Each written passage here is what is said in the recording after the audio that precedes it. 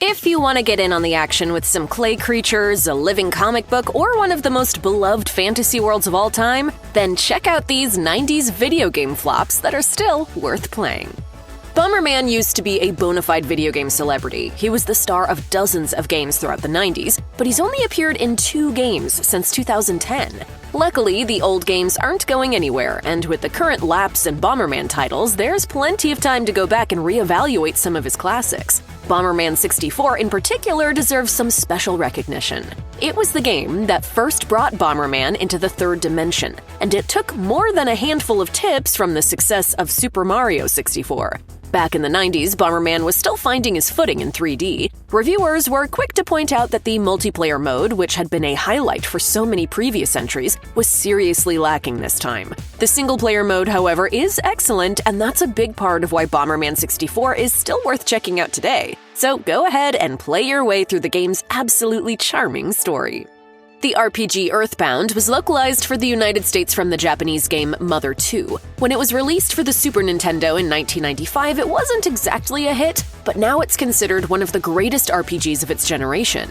Unlike other RPGs of the time, EarthBound is more or less set in the real world, though it still gets pretty wild. The story is set in a small town in the fictional country of Eagle Land, sometime in the 1990s. When a meteorite crashes near the town, childhood friends Ness and Pokey check it out, and then inadvertently find themselves fighting for the fate of the world. During their adventure, they encounter talking bee creatures, raving cultists, and a slew of zombies. The game is also surprisingly emotional and has quite a bit to say under its goofy surface. That odd tone probably didn't do it many favors when it debuted, but it makes it more than worth a playthrough today.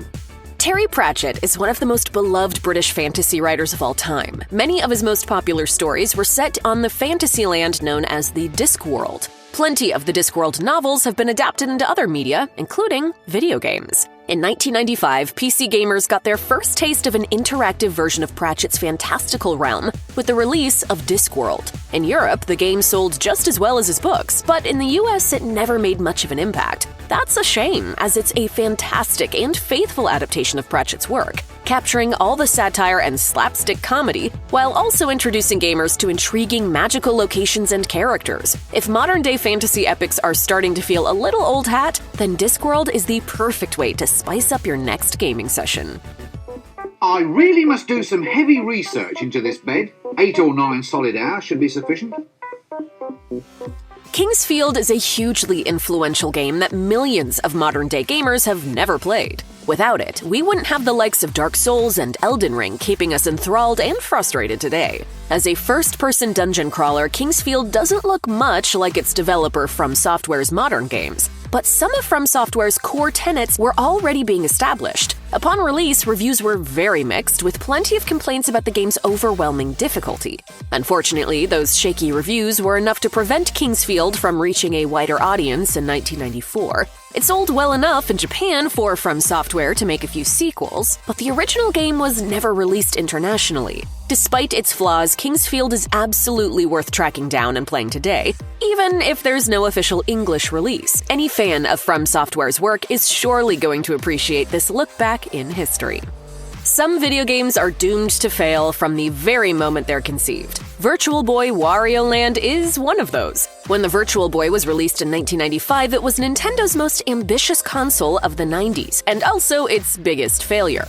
The company dreamed of bringing virtual reality gaming to the masses, but the technology just wasn't ready. For the 1 year that the Virtual Boy was supported by Nintendo, it sold fewer than 800,000 units globally.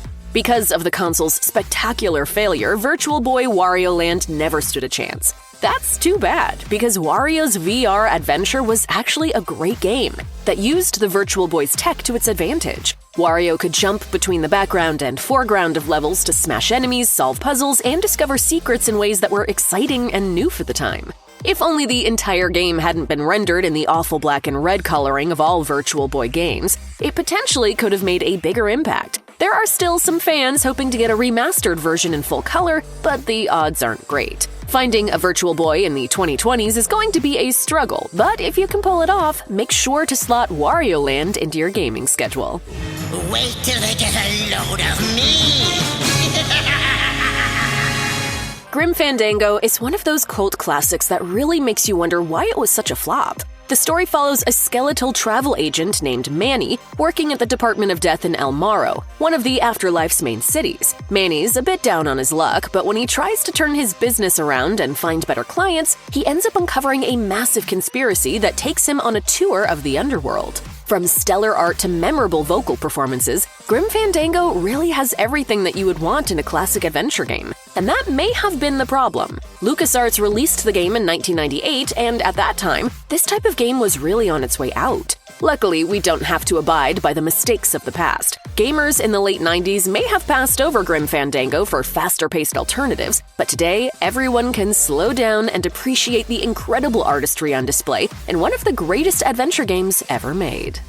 The Last Express is another solid adventure game from the late 90s when the genre as a whole wasn't in high demand. It unfortunately had a few other factors working against it as well. For one thing, it's a historical drama set on the Orient Express in 1914, just as World War I is about to break out. For another, the entire marketing department of the game's publisher, Broederbund, quit just before the game's release. With a premise that really only appealed to history buffs and basically no marketing campaign, there was never much hope for The Last Express, which was just too bad. The entire game is a series of mysteries, and players spend as much of their time figuring out the backstory of protagonist Robert Cath as they do progressing the game's plot. As players move about the train, they can eavesdrop on conversations or talk to any of the passengers. As the train continues its journey, characters move about and their stories shift, and you can rewind time to play out different options or experience new conversations. This unique approach, along with some striking visuals, make The Last Express an unforgettable experience. Haven't we met somewhere before?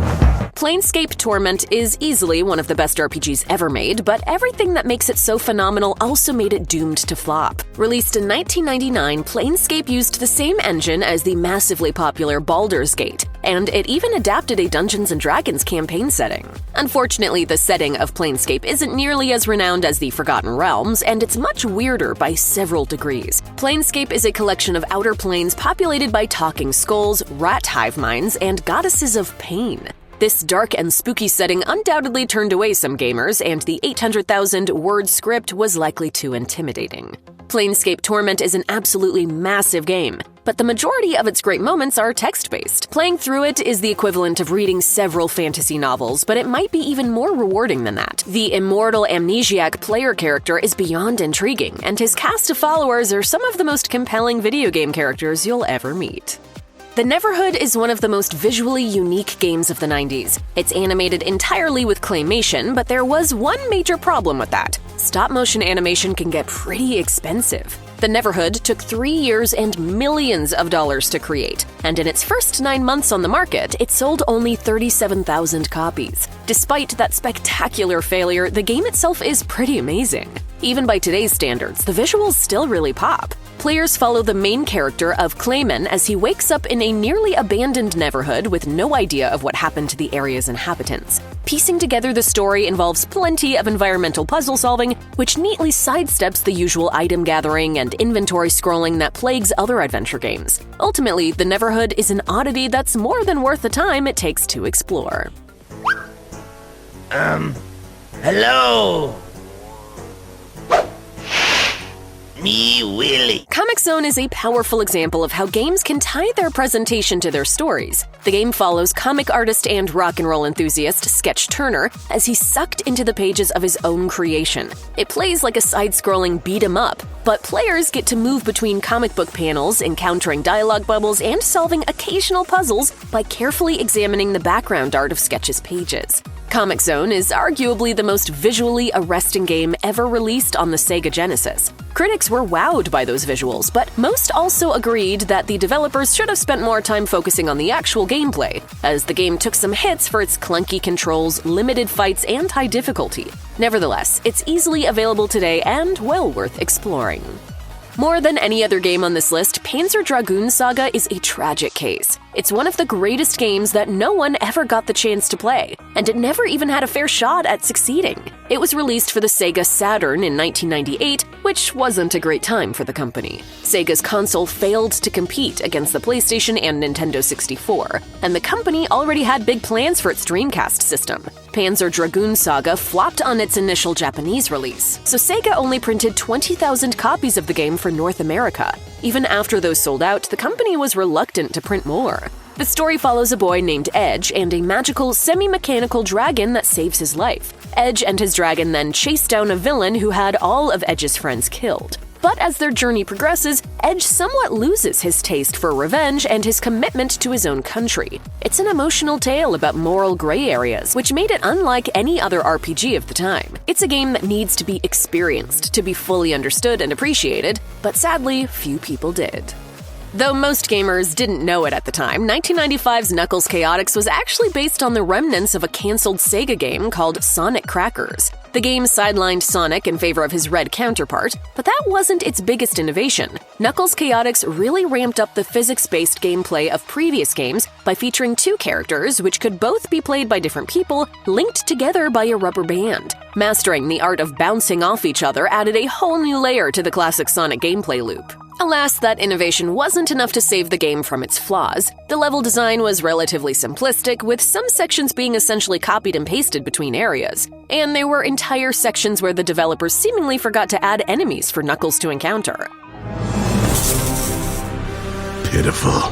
But the biggest nail in the coffin for Chaotix wasn't the game itself. It was released on Sega's 32X system, an add-on for the Genesis that also flopped. No matter how innovative a game is, releasing it on a failed system is a recipe for disaster. That small tragedy aside, Sonic fans should absolutely make time to check out Knuckles' rubber band antics.